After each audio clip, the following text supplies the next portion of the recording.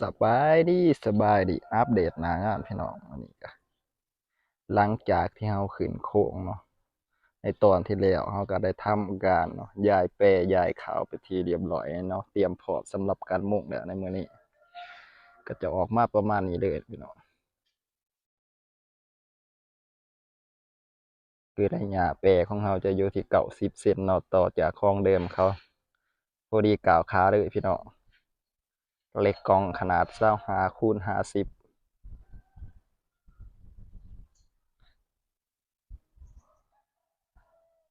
ก็จะประมาณนี้พี่น้องขั้นตอนต่อไปเฮาก็จะทำการ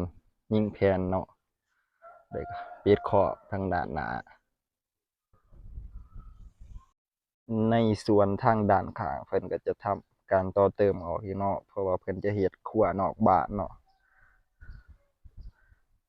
ก็จะทำออกมาจนพอดีซื้อกับกำแพง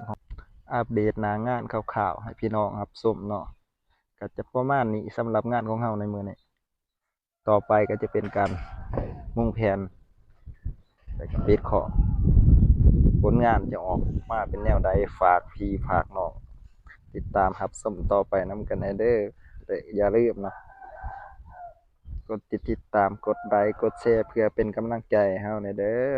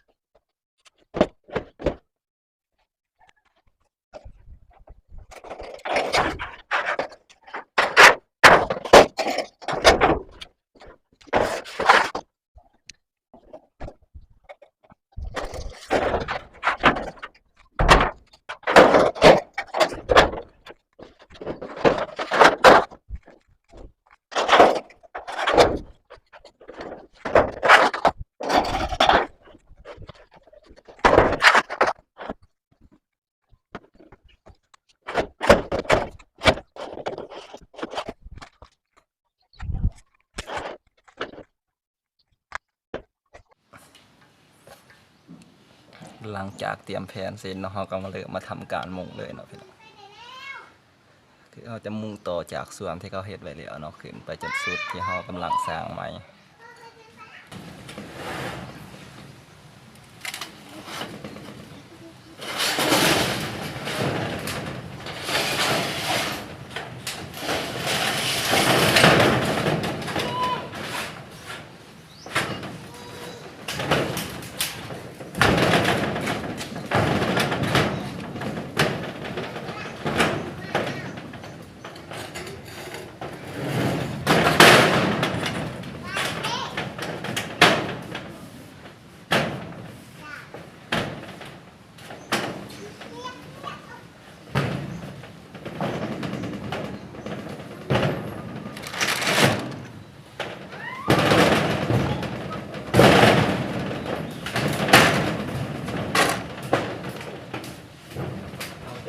มุ่งเราแผนไว้ก่อนเนาะเพราะว่าส่วน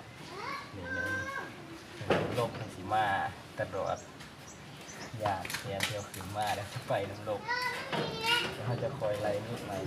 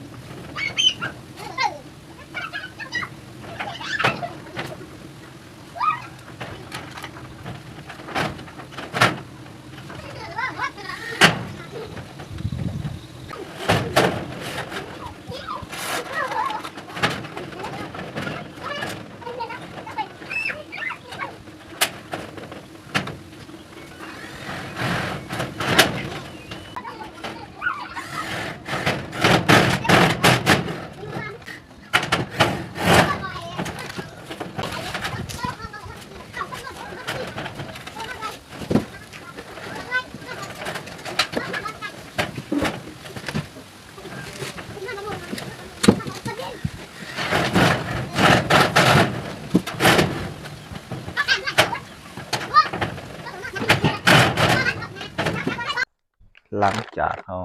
ขึ้นแผนเสร็จเนาะเฮายิงส่วนแต่ละแผนไว้แล้วต่อไปเฮาก็จะมายิงให้มันเต็มแผนเนาะเพื่อเพิ่มความแข็งแรงแล้วอย่าให้มีเสียงดัง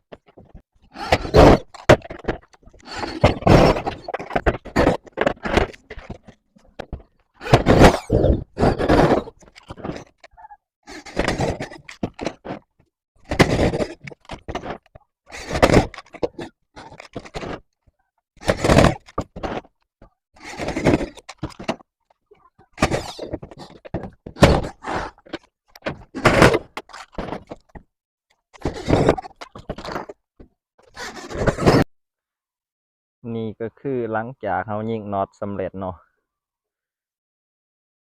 แน่นหนาสมควรก็จะได้ประมาณนี้